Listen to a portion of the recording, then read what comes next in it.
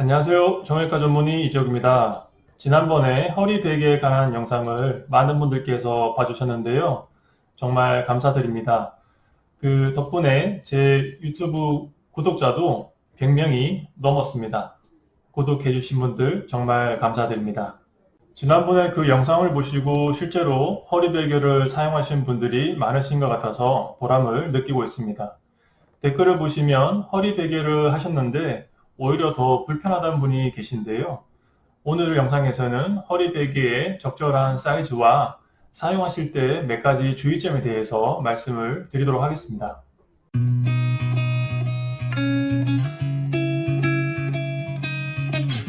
사실 제가 3년 전에 허리 베개를 만들고 싶어서 메모리폼 회사에 직접 연락을 드려서 같이 한번 신제품을 만들고 싶다고 말씀을 드렸습니다. 감사하게도 회사 측에서 미팅을 잡아주셨는데요. 하지만 회사 측에서 신제품이 출시되었을 때 금방 카피 제품이 나올 것 같다고 해서 결국 일이 진행되지는 못했습니다. 이후에 저도 외래 진료보고 수술하느라 시간이 없어서 일을 추진하지 못했지만 앞으로 혹시 좋은 기회가 생긴다면 제가 생각한 허리 베개를 꼭 제품화 해보도록 하겠습니다. 지난 영상에서는 영상이 너무 길어질 것 같아서 허리 베개에 대한 사이즈에 대해서 말씀을 못 드렸는데요. 오늘 영상에서는 사이즈에 대해서 자세히 설명해 드리겠습니다. 여러분들은 그림처럼 이렇게 너비가 넓은 베개를 다들 사용하고 계실 텐데요. 저는 너비가 좁은 목베개를 사용하고 있습니다. 제가 나중에 올바른 목베개의 사용에 대해서도 영상을 올릴 생각인데요. 우선 간단하게 말씀드리면 목베개를 사용하실 때 너비가 좁은 것을 사용하셔야지 뒷목을 정확히 받칠 수 있고 주무시는 동안 목이 편하게 쉴 수 있습니다. 목베개에 대한 영상은 추후에 올리도록 하겠습니다. 사진처럼 저렇게 넓은 베개를 허리에 사용하시면 까망베리님께서 말씀하신 대로 너무 불편하셔서 주무시기 힘듭니다. 저는 두 가지 허리 베개를 사용하고 있는데요. 하나는 담요를 말아서 만든 것이고 나머지 하나는 너비가 좁은 캠핑용 베개입니다. 담요로 만든 베개는 가로가 30cm 정도, 세로가 15cm, 높이가 7cm 정도 됩니다. 저한테는 이 정도 사이즈가 전혀 불편함 없이 잘 수 있는 사이즈이고 옆으로 돌아 누울 때도 방해받는 느낌은 전혀 없습니다.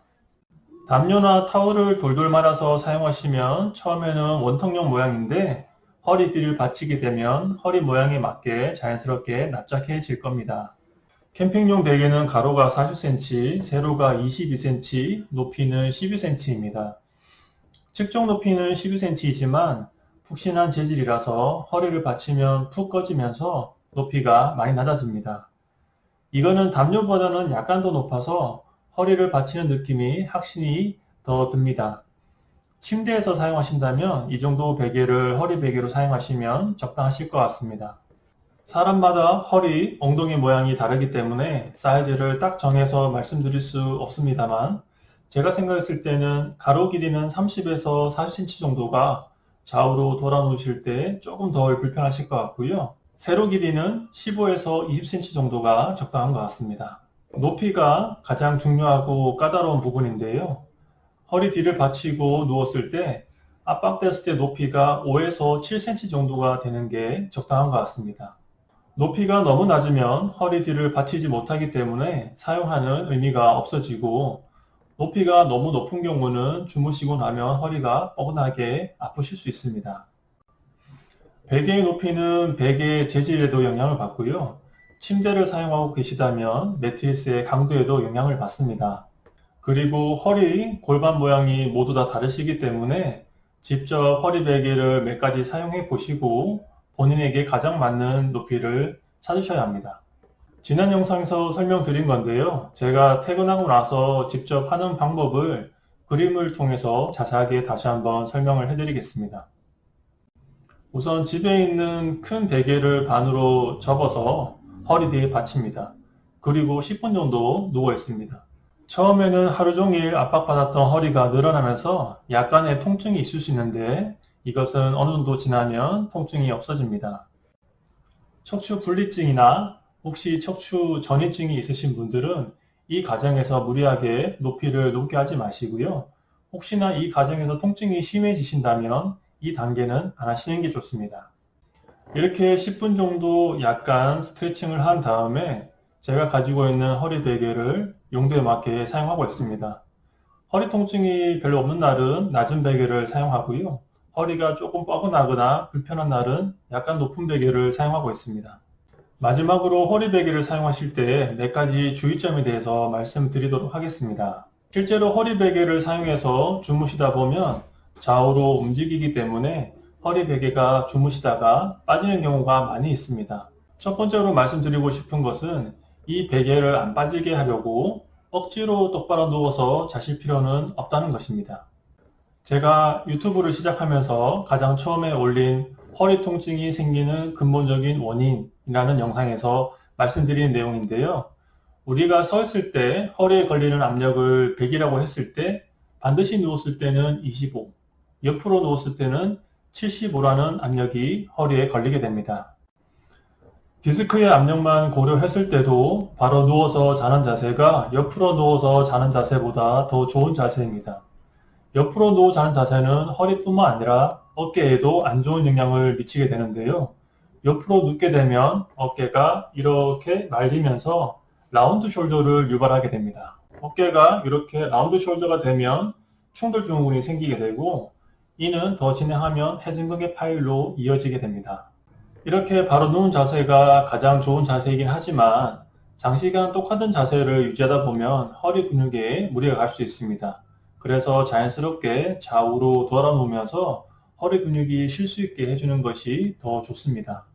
그래서 허리 베개를 하고 주무실 때 허리 베개가 안 빠지게 하기 위해서 억지로 바로 누운 자세를 유지하실 필요는 없습니다. 처음 몇 시간 동안 허리 베개 하는 것으로도 큰 도움이 되기 때문에 중간에 허리 베개가 빠진다고 해서 너무 슬퍼하지는 마십시오. 두 번째로 말씀드릴 것은 허리 베개를 사용하고 나서 오히려 아침에 허리가 더 아프다면 대부분 경우는 허리 베개를 너무 높게 한 경우가 많기 때문에 이런 경우는 허리 베개를 조금 낮게 조절하시는 것이 필요합니다. 제가 아까 말씀드린 허리 베개 사이즈를 참고하셔서 본인 허리에 맞는 사이즈를 한번 찾아보시길 바랍니다. 우선 집에 있는 타올이나 담요를 돌돌 말아서 본인의 가장 맞는 높이가 무엇인지 한번 찾아보시길 바랍니다. 세 번째로 말씀드린 것은 침대 매트리스를 사용하고 계시다면 매트리스의 단단한 정도를 꼭 고려하시기 바랍니다. 침대 매트리스가 물렁하다면 허리 베개는 단단하고 약간 높은 높이로 선택하시는 게 좋고요. 매트리스가 딱딱하다면 허리 베개는 물렁하고 낮은 높이로 선택하시는 것이 좋습니다. 그리고 지난 영상에서도 말씀드렸지만 허리 매트리스를 사용하고 계시다면 이 매트리스가 과연 나의 허리를 잘 지탱하고 있는지 꼭 확인해 보시기 바랍니다. 이 침대에서 자고 나면 유독 허리가 아프다 라고 생각하시면 그 매트리스는 본인의 허리를 제대로 못 받치고 있는 거니까 매트리스를 교체할 필요가 있습니다. 오늘 영상 잘 보셨나요? 허리 베개를 사용하시면 디스크에 큰 도움이 됩니다. 그래서 저도 항상 허리 베개를 사용하고 있고요. 디스크가 있으신 분들은 허리 베개를 꼭 사용하시길 바랍니다.